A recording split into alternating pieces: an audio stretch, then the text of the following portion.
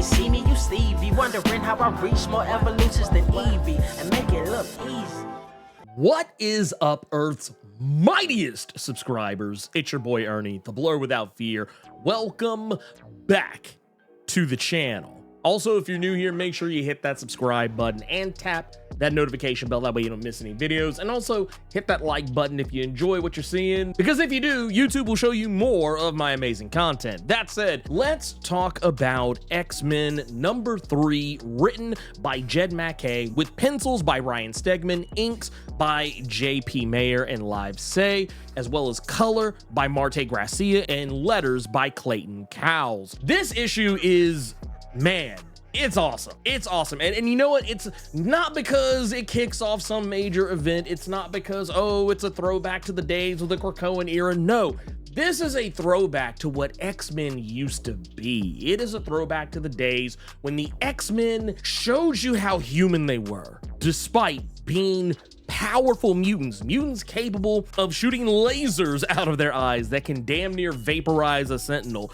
Characters who are quite literally unstoppable despite not being a mutant at all, or even characters who have inexplicably complicated backstories and origins that include body swaps and all kinds of strange stuff like Cyclops. So yes, this is what this is all about, and I love it. This is amazing. And what I like about this the most is that for the most part, this story largely focuses on Cyclops, a character who, depending on where you came in on X-Men in your life, for me, I came in for the Outback era of X-Men, somewhere kind of in the middle of X-Men Inferno. So Cyclops has a very specific place in my heart. He's a character that I have grown to love over the years, and I've never really found the same faults with him that many other people do. I will admit he's a terrible father and not so great a husband sometimes, but I love how Jed MacKay is putting respect on this man's name, but also making him feel like a very human person, someone who could literally exist right in front of you. And that's because Cyclops in this issue is dealing with the O.N.E, not a new organization by any stretch of the imagination. For those who are unfamiliar with the O.N.E, which stands for the Office of National Emergency, they've been around since roughly around the time of M-Day. Their timeline in the Marvel Comics universe can be dated back to 2005, though some people may more recently remember them for the time right before the House of X era began. They were a major part of Matthew Rosenberg's Uncanny X-Men series, where they were at that particular point had upgraded from policing mutants to effectively turning mutants into sleeper cell sentinels using the transmode virus. And while since that arc had come to its close, we really haven't seen much of the O.N.E since then. Orchis pretty much filled the void that they left behind, but now the O.N.E is back and they are making it their business to police mutants once again in the wake of Orchis crumbling. And right now, Agent Lanquist, who is the guy in charge right now, he's pissed at Cyclops because of the events of the previous issue, where a mutant had seemingly created out of nowhere a reality warping event that led San Francisco to believe it was being attacked by aliens. And the reason why the O.N.E is getting more involved and why they're a little angry with Cyclops right now is because video was recorded of the X-Men interacting with Ben Liu, the mutant in question, who created that alien invasion illusion of sorts, because Cyclops' words were taken out of context and has seemingly led to people believing that because humans are seemingly starting to turn into mutants outside of the normal age of development for mutants, which is typically around the time of puberty, though, as I've said many times, especially over the course of the last few months, that mutants can actually manifest their powers really at any time. It's actually not unusual for mutants to manifest their powers at birth. We have seen instances where there have been children, literal infants, newborn babies, who have displayed great feats of mutant power, and we've even had some instances of mutants who didn't show signs of being a mutant until they were in their 20s. And while those aren't necessarily new things, this is unique so much in the sense that it's happening to a lot of people all at once. And the O.N.E is starting to take this narrative and spin it in such a way to make it seem as though mutants are passing along a disease that is turning humans into mutants at random, and also weaponizing people's fear of mutants as it already was. Mutants were already considered a disease to begin with, just by the nature of the fact that, you know, they're not human, they're not normal, therefore they're a disease. And now they actually have a literal, actual narrative that they can spin that makes even more sense. Oh, well, if these people are turning into mutants at, you know, just at random, then there must be something, you know, sinister, something nefarious going on here. And while none of that is revealed in this issue, the thing that I like about this is how Cyclops handles Agent Lanquist. This is probably, actually, no, I take that back. Not my overall favorite part of the book. There's actually another part I'm going to talk about after this. It's actually even more so my favorite part because of the character that is involved. And that is the character formerly known as Oya, now known as Temper. I'm actually going to retract some stuff. I'm going to kiss the ring of Jed MacKay in just a minute. Y'all are going to see.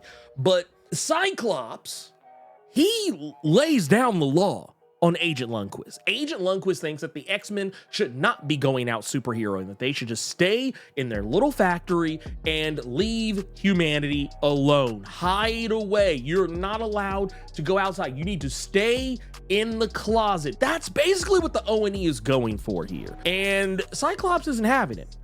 And rightfully so, as he even points out to Agent Lanquist that the factory they now live out of that was once an Orchis facility that was used to manufacture Stark Tech Sentinels, he is pointing out to Agent Lanquist some of the things that had happened over the course of the Krakoan era, more specifically towards its end.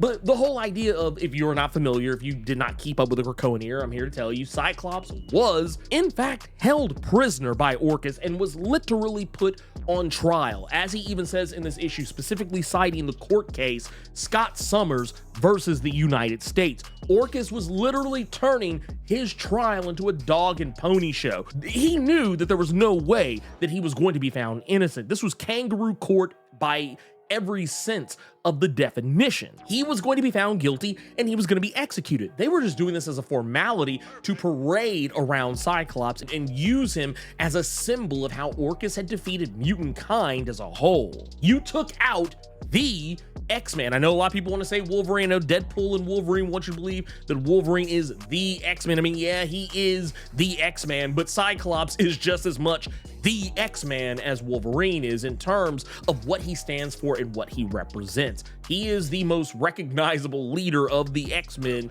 and one of the most recognizable X-Men other than Wolverine and Storm. So yeah, you got to put some respect on Cyclops' name here. But the fact that because of that trial, and I kind of talked about this a little bit in the Invincible Iron Man number 20 issue video, if you want to check that out, video link is up here somewhere. But in that video, I talked about how Rhodey, who, not a mutant, a human, but he was wrongfully incarcerated because of Orchis during the fall of X, and he got a reasonably decent settlement and got all the charges against him dropped. Cyclops got a lot of the same. We just didn't see it play out. But here Cyclops is reminding everyone that the United States basically had to pony up, and Cyclops reveals he could have taken more. He took the factory when he could have taken the whole country, most likely. He very likely, as Scott reveals here, he could have taken so much more from the United States, but he chose not to because he didn't want to look any more like what humanity already views him as,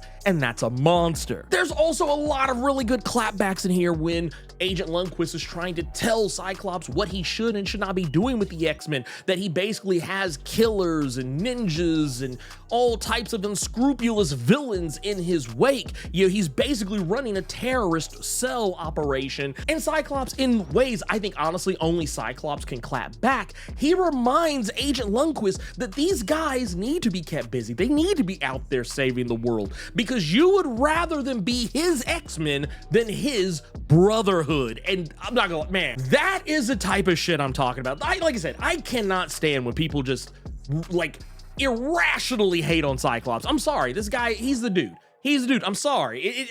I can't deny him that he is the guy. He is the guy. This is why this guy is always the leader of the X-Men. Very few people have the ability to clap back the way Cyclops does. Like, Storm is probably quite literally the only person who can have as epic a clapback as Cyclops. That's why she is known as, you know, one of the greatest leaders of the X-Men, like, of all time.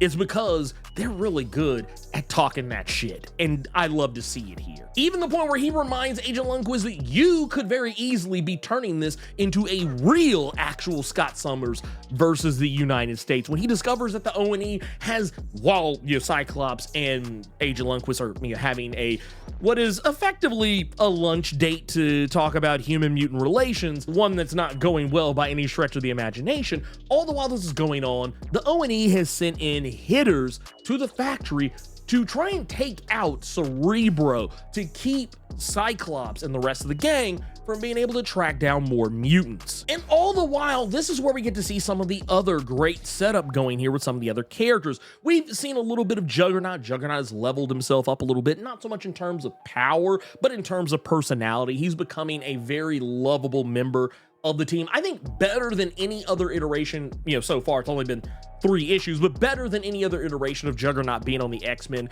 that I have personally seen before. He's been a member of the team on at least 2, maybe 3, and I'm not talking about, like, you know, side X-Men. I'm talking about like core X-Men. I'm not talking about Excalibur or, you know, Legion of X, whatever, you know, some other random ass X-Men. I'm talking about like the core X-Men. I can only think of like 2 or 3 other times he's been an official member of the team.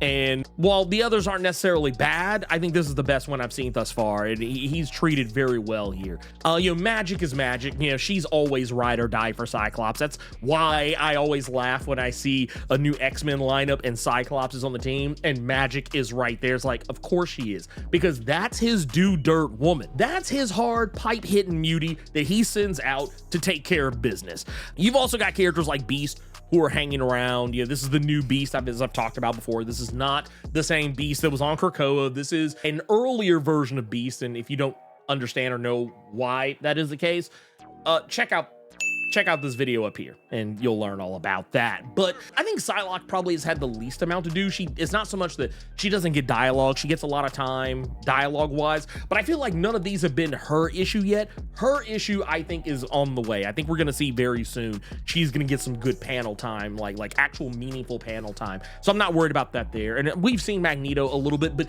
he's probably been the one mutant we've seen the least, because he's just been hanging back in the chair. We don't know why he's in the chair. We don't know if he's like injured or, you know, whatever. We haven't seen anything. I'm sure we'll learn that soon as well. But right now, I as far as I'm aware, I don't think we've seen him actually stand up at all. So something has happened between now and the fall of X that has led to this, because he was walking around just fine not too terribly long ago. Now, the thing I really love is what's done with Temporary. Now, I have been very vocal about my feelings about the character Oya and how she has been treated over the years. I really liked her portrayal in the Sabretooth series, as well as the Sabretooth and the Exiles series. It was very good characterizations there. She actually got a lot to do. She got to be a full, you know, living, breathing character under the penmanship of Victor Laval. So I love what they did with her here. And I love the fact that Jed MacKay is not leaving any of that story on the table. He's actually taking a lot of that character development she got in that Victor Laval written series and is, you know, taking it to the next level. And this is what I want. These are the things I ask for when I say I want to see meaningful character development. And what we get here is a conversation between Magneto and Temper. And it's where Magneto is going through why Oya went through a name change. Stuff we already knew, because of the balance that she now has, being able to control fire and ice, something she's always been able to do, but because it's kind of a little bit of a double meaning, the fact that she is perfectly balanced between hot and cold, but also how she herself has gone through multiple trials by fire during the course of her time in the Marvel Comics universe. If you don't really know a whole heap of a lot about the character Oya, I will point you in the direction of this video here, but just know that Oya has gone through a lot over the time that she has been a part of the X-Men's canon over the past couple of decades. And I think Jed MacKay does a really good job of explaining all of that to the reader. Like, once again, it's one of those things, I knew why he was doing it, but I still didn't like the name just because of the fact that it can have a very negative connotation when applied to a black character, let alone a black female character. I don't like the idea of a black or brown character having a name that at first glance could imply anger or lack of self-control, because that is a very negative and very terrible stereotype about black and brown peoples, that they're always so angry, especially with a woman, the angry black woman. I get what Jed MacKay was going for. I think I'll still say it's a short-sighted idea to give her that name, and I would probably imagine he's probably doing it under the auspices of trying to take that back, to reclaim that. But good luck with that, because he has a lot more faith in humanity than I do. All of that aside, it's the page turn that I think is really awesome here, and it's the fact that Oya, or rather Temper in this case, she lays down an indictment on Krakoa. The same thing I've been saying. I've been trying to tell y'all this for a long time, and y'all just didn't want to hear it. But a lot of you, and once again, if you didn't read that Sabretooth series, I'd forgive you for not knowing this. But Temper was one of the many mutants who was thrown into the pit alongside Sabretooth. And it was because she broke one of Krakoa's sacred laws, a sacred law that Magneto has broken many times. And it's funny to me too, because even as she says herself, it was this hypocrisy that, yeah, she was literally judged by a group of people who have probably caught more bodies than Oya has ever. And don't get me wrong, she's killed a lot of people. She has. If you go back to some of her earliest origins, she took down a large contingent of the Hellfire Club, burned them to cinders. Even with that, many of the people who were on the Quiet Council at the time that she was put in the pit, characters like Magneto, Mr. Sinister, Sebastian Shaw, Emma Frost, Mystique, just to name a few, these are characters who have caught their fair share of bodies, and they were condemning her for killing humans in the name of protecting Krakoa, people who were actively trying to invade Krakoa. And she was thrown into the pit because of it, both herself and the mutant Necra. That was their crime. And let's be honest, even from the word go, that law was bullshit. It was absolute total bullshit. And while yes, it made for a good story narrative and technically had mutants working at a handicap so that they wouldn't just necessarily just delete all their enemies just without even so much as, batting an eyelash, the truth of the matter here is that it was just one of those things about the morality system of the people who were in charge of Krakoa that made it a place that wasn't as idyllic as some people might have wanted to believe that it was. It was an imperfect place. It was a place that is not unlike the real world, where you may live somewhere where there's a lot of great things going on, but there's also a lot of bad things going on. And that's what Krakoa was. And that is how Temper sees it. But also, not even just this scene, but even what she does at the end, where it's ultimately Temper who saves the X-Men from losing Cerebro at a moment where some of the O.N.E soldiers actually make it to what is referred to as the last Cerebro in existence. She uses her power in such a way to snap freeze those very same soldiers. Now, she doesn't kill these men, but if this would have been a Temper prior to Jed MacKay's run, she very likely would have. She would have frozen them to the point that their bodies cracked and crumbled into so many ice cubes. But she doesn't do it here. She could have, but she does not. And they ultimately, the X-Men as a whole, hand over those O.N.E soldiers to Agent Lanquist. But kind of getting back to the Cyclops of it all, Cyclops does such a good job of clapping back on the O.N.E and its leader, Agent Lanquist. But the thing that I felt made Cyclops feel so human was the fact that he is seemingly having a panic attack by the end of this issue. He gives off this cool, calm, and collected vibe the entire time that he is talking to Agent Lanquist, with the exception of a moment where he snaps in anger and is being authoritative. But at the same time, it's nothing we wouldn't expect out of Cyclops in this type of situation. But the moment he's done talking to Agent Lanquist and he takes a moment to go into the diner bathroom and have a moment alone, it's here where you can see that he's having trouble breathing.